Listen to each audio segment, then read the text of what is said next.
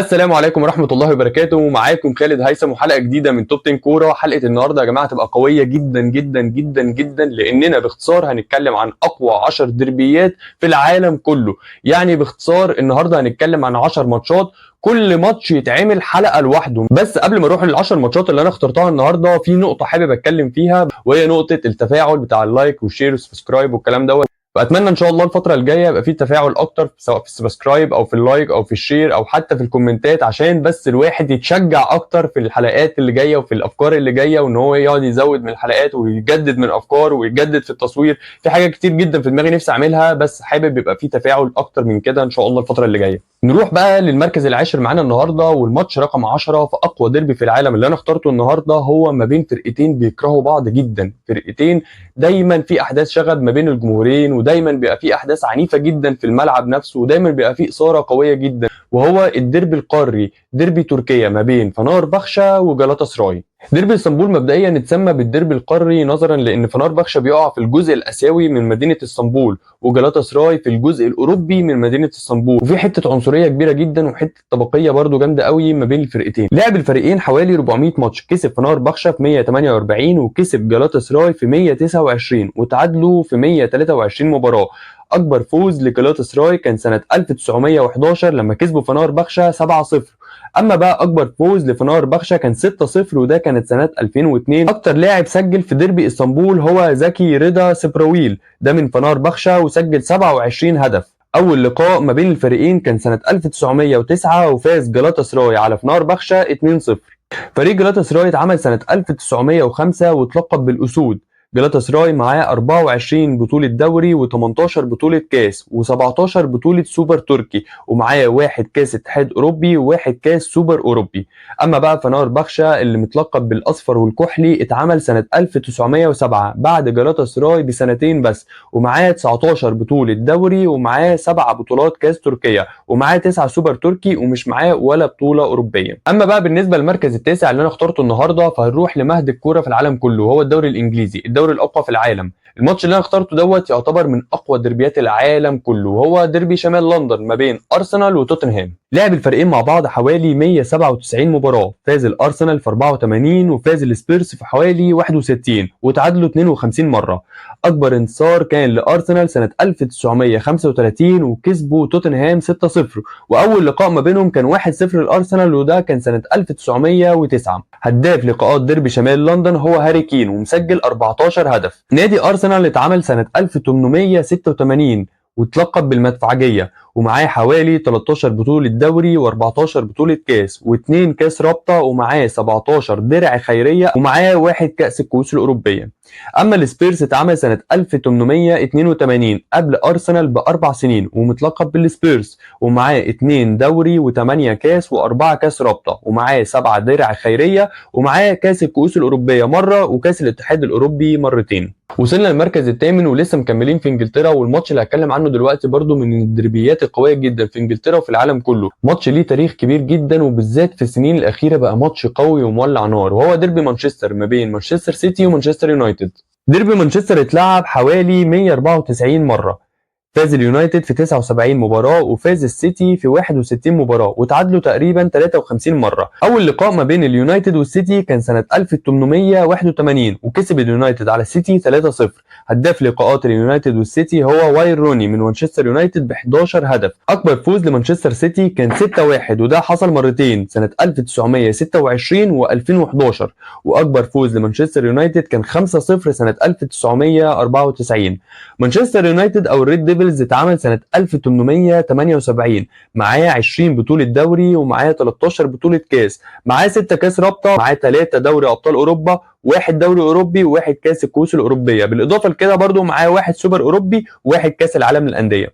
أما مانشستر سيتي اتعمل سنة 1880 بعد مانشستر يونايتد بسنتين بس، وملقبين بالسيتيزن، معاهم 10 بطولة دوري و7 بطولة كاس و8 كاس رابطة و7 درع خيرية، معاه واحدة دوري أبطال أوروبا وواحدة كاس الكؤوس الأوروبية وواحد سوبر أوروبي وواحد كاس العالم للأندية. وصلنا بقى للمركز السابع، والماتش اللي انا اخترته في المركز السابع ده برضو ديربي قوي جدا ما بين فرقتين كبار قوي، والفرقتين دول بيكرهوا بعض كره مش طبيعي على مدار التاريخ، وهو ديربي اسكتلندا ما بين سيلتيك ورينجرز. سيلتيك ورينجرز لعبوا مع بعض حوالي 426 مباراه، فاز رينجرز في 167 وفاز سيلتيك في 159 وتعادلوا حوالي 100 مباراة. أكبر انتصار لسيلتيك كان سنة 1927 وكانت بنتيجة 7-1، وكمان قدر سيلتيك إنه يفوز على رينجرز 4 مرات بنتيجة 5-1. أما أكبر نتيجة الرينجرز على سيلتيك كانت بنتيجة 5-1 ودي اتكررت 3 مرات، بالإضافة إن هو كسبه 4 مرات بنتيجة 4-0.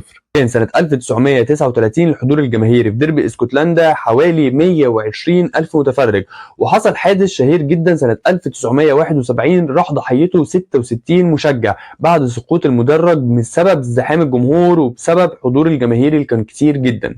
نتكلم بقى عن سيلتيك شويه، اللي اتعمل سنه 1888 انه واخد 54 بطوله دوري، واخد 42 بطوله كاس، واخد 1 دوري ابطال اوروبا. اما بقى رينجرز اللي اتاسس سنه 1872 اخد 55 بطوله دوري، واخد 34 بطوله كاس، واخد بطوله واحده بس اوروبيه وهي كاس الكؤوس. حصل حادث مهم جدا سنة 2012 وهو هبوط نادي رينجرز إلى الدرجة الرابعة في الدوري الاسكتلندي بسبب تورطه في الديون وبسبب إعلان إفلاسه. قعد رينجرز من سنة 2012 إلى سنة 2016 يصعد درجات أعلى إلى أعلى لحد ما رجع تاني الدوري الدرجة الأولى سنة 2016. وصلنا بقى للمركز السادس، والماتش اللي أنا اخترته في المركز السادس ده برضه ماتش قوي جدا وديربي عنيف جدا وشرس جدا، والفرقتين برضه مش بيطيقوا بعض، وهو ديربي العاصمة في إيطاليا ما بين روما ولاتسيو.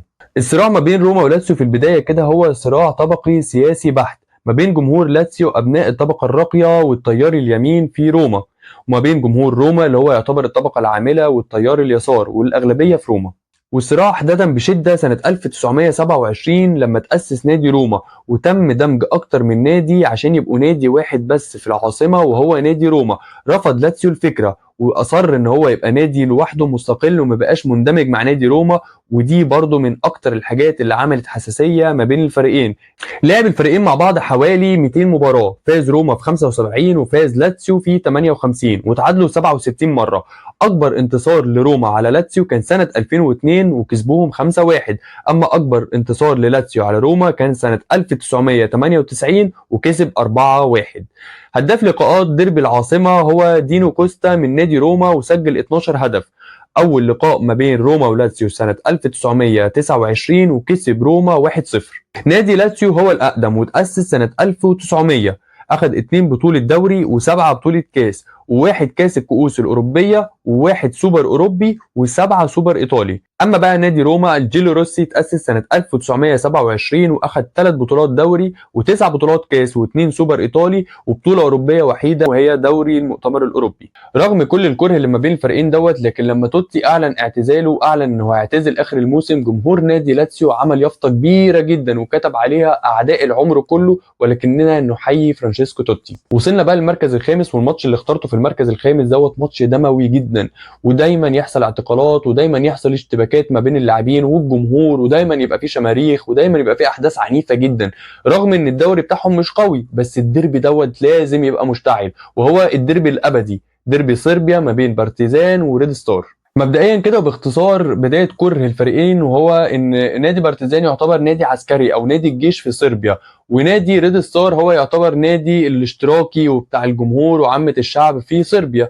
فالاثنين مبدئيا في تصادم تاريخي ازلي دايما يحصل ما بينهم. بس المشكله بقى ان مع الوقت الكره زاد جامد جدا، ومع الوقت بقى فيه دايما عنف جامد قوي في الماتشات، ومفيش مره غير لما يحصل اعتقالات ويحصل اعتداءات من الجمهور على اللعيبه ويحصل اشتباكات ما بين اللعيبه. الماتش عنيف ومن اكتر الماتشات اللي دايما بيحصل فيها احداث شغب. لعب بارتيزان وريد ستار مع بعض حوالي 270 مباراه، وفاز ريد ستار في 116 وفاز بارتيزان في 82 وتعادلوا 71 مره.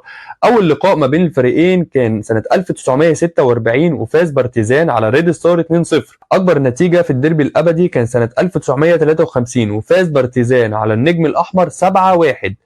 ريد ستار اتأسس سنة 1945، وبالمناسبة كمان ان بارتيزان اتأسس سنة 1945. الفرق ما بين الفريقين هو 7 شهور فقط.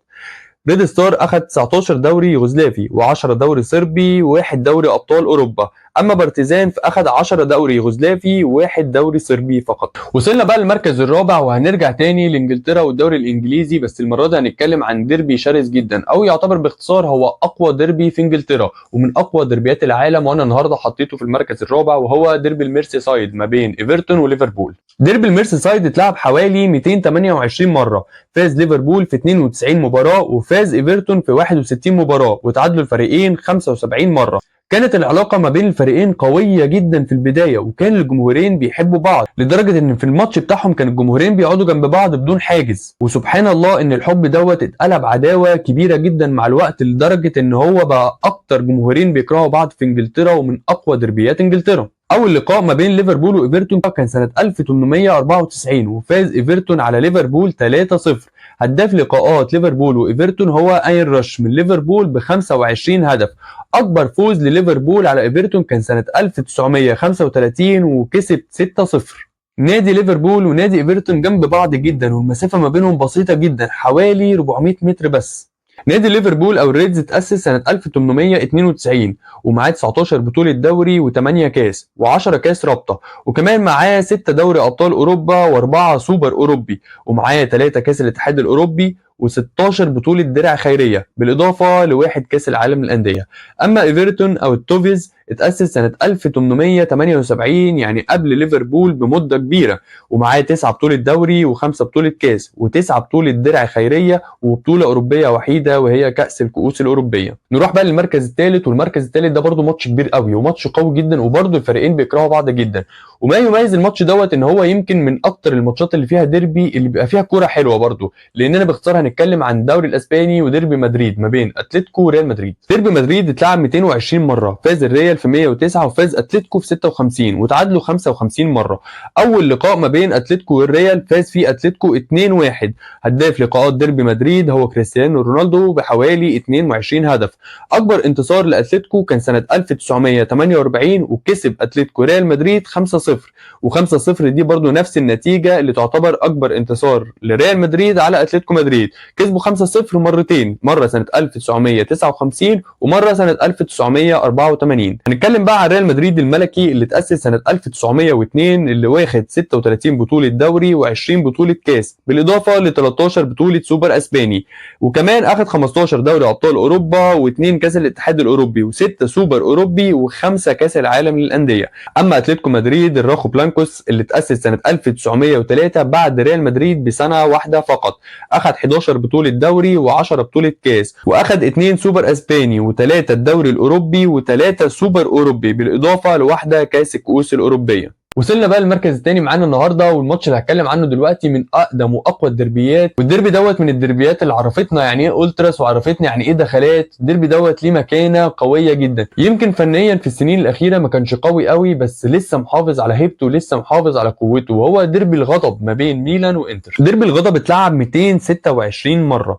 فاز الانتر في 82 مباراه وفاز اي سي ميلان في 77 مباراه وتعادلوا 67 مره. مبدئيا نادي ميلان يعتبر الاقدم وتاسس من جماعه انجليزيه، حتى لو تلاحظوا ان دايما هتلاقي على اللوجو بتاعه علم انجلترا، وكان نادي واحد بس في مدينه ميلان. بعد كده في مجموعه اشتقت من نادي اي سي ميلان علشان تعمل نادي مستقل وهو انتر ميلان، وبرده الصراع الطبقي مستمر معانا هنا ما بين انتر وميلان، ويعتبر اي سي ميلان هو الطبقه العامه في مدينه ميلان، اما نادي انتر فيعتبر الطبقه الراقيه والطبقه العليا في مدينه ميلان.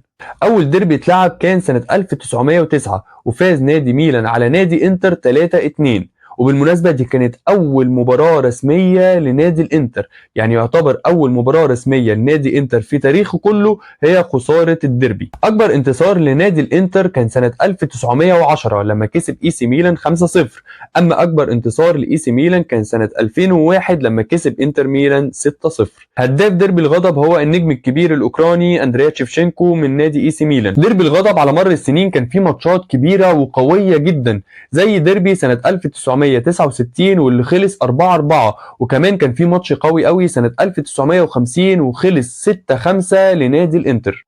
الانتر او النيرازوري الازرق والاسود اتاسس سنه 1908، اخذ بطوله الدوري 20 مره، واخذ بطوله الكاس 9 مرات، واخذ السوبر 8 مرات، واخذ دوري ابطال اوروبا 3 مرات، وكاس العالم للانديه مره. اما اي سي ميلان الروسونيري الاحمر والاسود اتاسس سنه 1899، واخذ بطوله الدوري 19 مره، وبطوله الكاس 5 مرات، وبطوله السوبر 9 مرات، واخذ دوري ابطال اوروبا 7 مرات، وكاس العالم للانديه مره، واخد كاس الكؤوس الاوروبيه مرتين، والسوبر الاوروبي 5 مرات. وصلنا بقى للمركز الاول معانا النهارده، والديربي رقم 1 في العالم اللي انا هتكلم عنه دلوقتي. بصراحه انا ما تعبتش خالص في اختياره، لان انا مش شايف ماتش في العالم كله اقوى من الماتش اللي هتكلم عنه دلوقتي، وهو السوبر كلاسيكو ما بين بوكا جونيور وريفر بليت. الديربي الارجنتيني اتلعب 263 مره، فاز بوكا جونيور في 92 مباراه، وفاز ريفر بليت في 87 مباراه، وتعادلوا في 84 مباراه.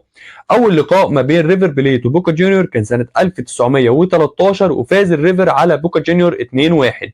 الهداف التاريخي للسوبر كلاسيكو هو انخيل لابورتا من ريفر بليت، وسجل 16 هدف. اما اكبر فوز لبوكا جونيور على ريفر بليت كان سنه 1982، وكسب البوكا 5-1. اما اكبر فوز للريفر كان سنه 1941، وكسب البوكا برضه 5-1. كان سبب الازمه ما بين الفريقين وبدايه الكره ما بين الفريقين لما قرر نادي ريفر بليت انه يرحل عن مدينه لابوكا البسيطه، وراح مدينه تانية اسمها مدينه نونيز، ودي مدينه غنيه جدا، ده بعد تدخل عدد كبير من رجال الاعمال. واتهم جمهور نادي بوكا جونيور نادي ريفر بليت ان هو تخلى عن جذوره وتخلى عن ارضه. كمان سنه 1968 مات حوالي 71 شخص، اغلبهم من جمهور البوكا. في بعض الناس بتقول ان ده كان بسبب الزحمه، وناس تاني بتقول ان ده بسبب اعتداء جمهور ريفر بليت على جمهور بوكا جونيور. سنه 2011 برضو حصل حدث مهم جدا، وهو هبوط نادي ريفر بليت الى الدرجه الثانيه، وده مش بسبب ماديه ولا افلاس ولا اي حاجه، لا ده كان سبب فني بحت، ونزل الى الدرجه الثانيه وصعد في السنه اللي بعديها الى الدرجه الاولى. ريفر بليت اللي اتاسس الاول سنه 1901 اخذ بطوله الدوري 38 مره، وبطوله الكاس 3 مرات، وبطوله السوبر الارجنتيني مره، واخذ 4 مرات بطوله الكوبا، واخذ مره واحده بطوله السوبر. اما بوكا جونيور اللي اتاسس سنه 1905 اخذ الدوري 35 مره، واخذ الكاس 4 مرات، وبطوله السوبر الارجنتيني مره، وكمان اخذ بطوله الكوبا 6 مرات، واخذ بطوله سوبر مره واحده فقط. السوبر كلاسيكو او ديربي الارجنتين هو اللي كسب معانا النهارده، لاني باختصار شايف ان الماتش دوت جامع ما بين كل حاجه، سواء فنيا بيبقى ماتش قوي جدا، سواء في المدرجات او الجمهور، او حتى العنف اللي ما بين الجمهورين، او العنف اللي في الملعب او بعد الماتش، كل حاجه موجوده في الماتش دوت. فبصراحه شايف ان الماتش دوت هو اقوى ديربي في العالم كله. في نهايه الحلقه اتمنى تكون الحلقه عجبتكم. عايز اعرف رايكم في الاختيارات اللي انا اخترتها النهارده، بالاضافه لاقوى 10 ديربيات من وجهه نظركم. انتوا شايفين ايه اقوى 10 ديربيات في العالم من وجهه نظركم؟ كمان ما تنسوش تعملوا لي لايك وشير وسبسكرايب، وتكتبوا لي اي فكره جديده او اي حلقه جديده عايزين ان احنا نتكلم فيها الفتره اللي جايه. اشوفكم على خير ان شاء الله الحلقه الجايه. سلام عليكم.